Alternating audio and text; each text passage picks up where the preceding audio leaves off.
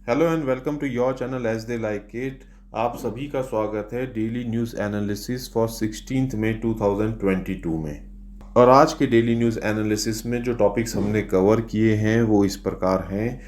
Indian account holders इस्तेमाल कर सकेंगे यूपीआई पेमेंट्स इन यूएई। चारा बिजली योजना क्या है? सऊदी अरामको ने एप्पल को कैसे पीछे किया? सेजिटेरियस ए स्टार क्या चीज़ है? 2022 रिपोर्ट ऑफ यूएनसीसीडी क्या है? स्पेस ब्रिक्स क्या होती हैं? टेंट टर्टल क्यों है न्यूज़ में? और state energy and climatic index क्या होती है? आ जाते हैं हम अपने फर्स्ट टॉपिक पर, जिस पे क्वेश्चन बन सकता है which country recently allowed Indian account holders to make UPI payments? USA, UK, UAE, Australia. Answer is UAE. आइए जानते हैं इस टॉपिक को। यूएई में इंडियन बैंक अकाउंट होल्डर्स अब इस्तेमाल कर सकेंगे यूपीआई का और अपने पेमेंट्स कर सकेंगे यूजिंग इंडियन बैंक अकाउंट्स। यहाँ पे ये भी जान लें कि UPI stands for unified payment interface. ये एक instant real time payment system है जिसको डेवलप किया है national payment corporation of India ने, और ये फैसिलिटेट करता है इंटरबैंक ट्रांजैक्शंस। इस इंटरफेस को आरबीआई रेगुलेट करता है और ये इंस्टेंटली ट्रांसफर करता है फंड्स को between two bank accounts using a mobile platform.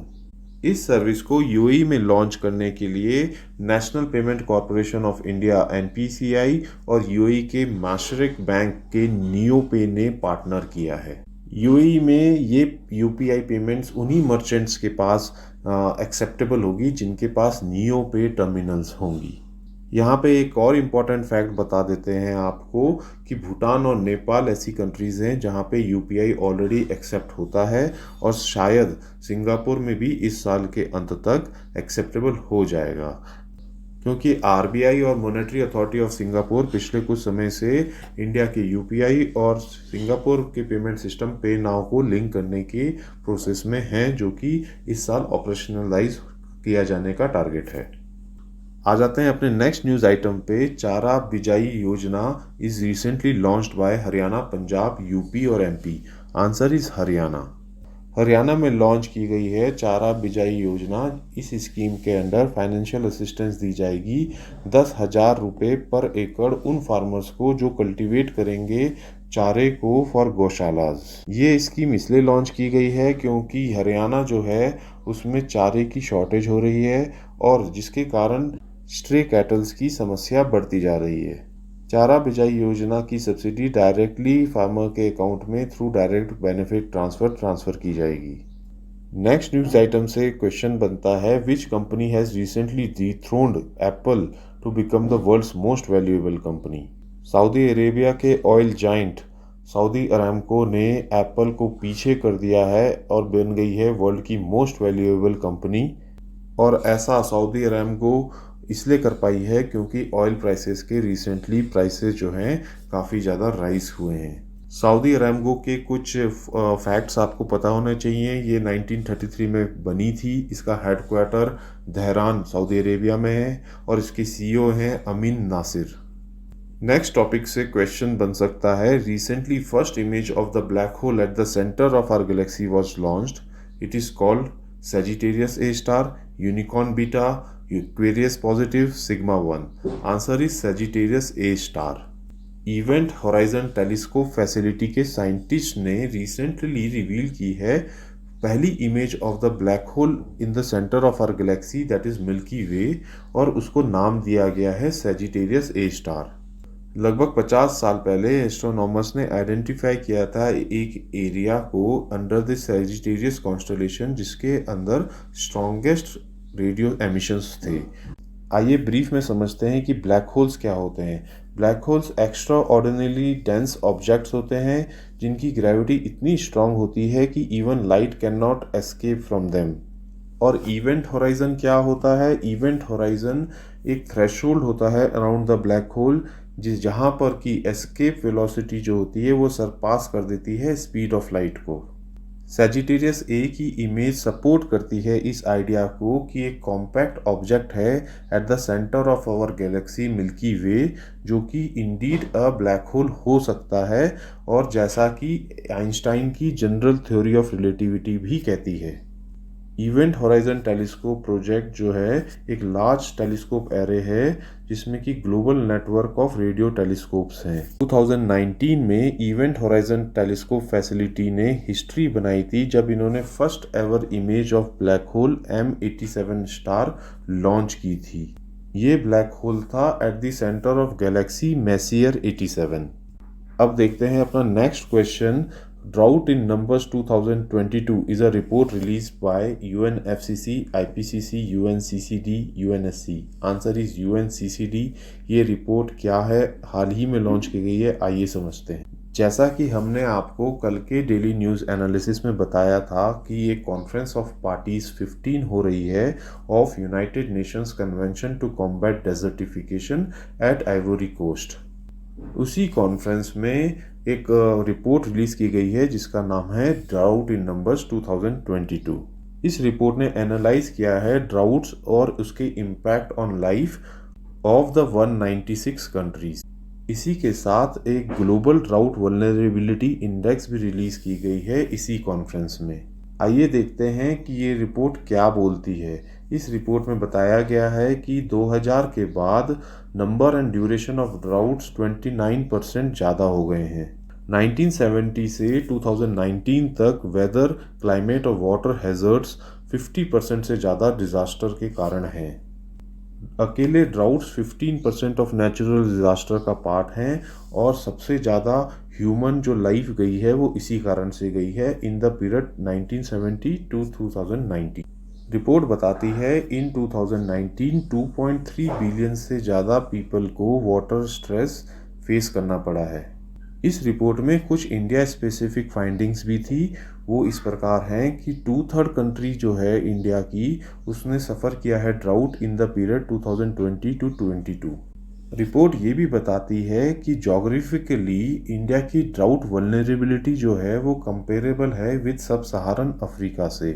Report कहती है कि सीवियर ड्राउट्स ने 1998 से 2017 के बीच में इंडिया के जीडीपी को 2 से 5% तक रिड्यूस किया है और 68% ऑफ इंडिया जो है वल्नरेबल टू ड्राउट्स है।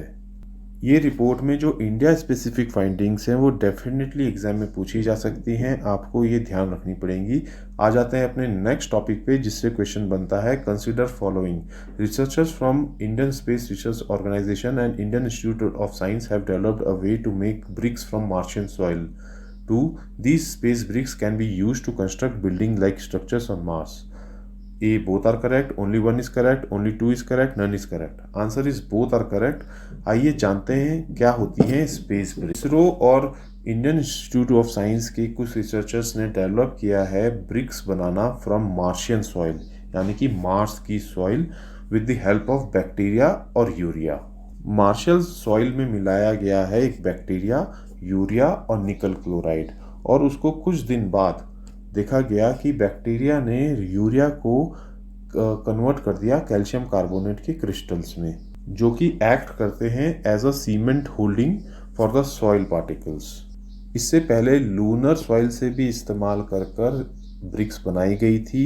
ये स्पेस ब्रिक्स इस्तेमाल की जा सकती हैं for construction of structures on Mars, ताकि फ्यूचर में ह्यूमन सेटलमेंट को मार्स पर फैसिलिटेट किया जा सके। आइए देखते हैं अपना नेक्स्ट टॉपिक जिससे क्वेश्चन बनता है Indian tent turtle is now listed in schedule 1 of the world life protection act 1972। Second, the Indian tent turtle is threatened due to illegal mining in Mahanadi river. ये both are correct, only one is correct, only 2 is correct, none is correct. Answer is only 1 is correct, क्योंकि महानदी नहीं, ये Narmada river में illegal mining होती है इनकी। आइए जानते हैं complete topic. Indian tent turtle को लिस्ट कर दिया गया है शेड्यूल 1 में of the wild life protection act 1972, जिसके कारण अब इसको हाईएस्ट डिग्री ऑफ प्रोटेक्शन मिलेगा। इंडियन टेंट टर्टल थ्रेटेंड है क्योंकि इनकी इलीगल माइनिंग होती है नर्मदा रिवर में। ये टर्टल्स वही टर्टल्स हैं जो जनरली आपको एक्वेरियम्स में दिखाई देते हैं। इंडियन टेंट टर्टल्स का IUCN स्टेटस है least concerned. Indian tent turtles एक एंडेमिक स्पीशीज है जो पाई जाती है सिर्फ इंडिया और बांग्लादेश में। इनकी preferred habitat fresh water reverse और स्वैम्प्स होते हैं। आइए देखते हैं अपना नेक्स्ट टॉपिक जिससे क्वेश्चन बनता है consider following state energy and climate index ranks the state's performance on 6 parameters. 2. The index is based on 2019-20 data. Both are correct, only one is correct, only two is correct, none is correct. Answer is both are correct. आइए समझते हैं ये topic. NITI Aayog ने release की है state energy and climate index round 1, जिसमें गुजरात ने top किया है on the list of larger states. इस इंडेक्स में स्टेट्स को कैटेगराइज किया गया है on the basis of size and geographical differences, और इनको कैटेगराइज किया है लार्जर एंड स्मॉलर स्टेट। और ये जो इंडेक्स है ये बेस्ड है 2019-20 के डेटा पर। ये इंडेक्स स्टेट्स की रैंक करती है परफॉर्मेंस को on the basis of 6 parameters, और वो पैरामीटर्स हैं discom performance, access affordability and reliability of energy, clean energy initiatives, energy efficiency, environmental sustainability and new initiatives.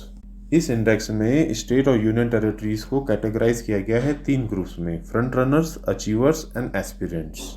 Gujarat, Kerala और पंजाब टॉप 3 परफॉर्मर्स हैं लार्जर स्टेट्स की कैटेगरी में। वहीं झारखंड, मध्य प्रदेश और छत्तीसगढ़ बॉटम 3 स्टेट्स हैं। स्मॉलर स्टेट्स की कैटेगरी की बात करें तो Goa is the top performers, उसके बाद है त्रिपुरा एंड मणिपुर।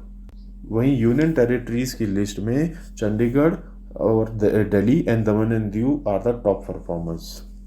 डिस्कॉम्स की परफॉर्मेंस की बात करें तो Punjab is the best performer और केरला ने टॉप किया है on the affordability and reliability category.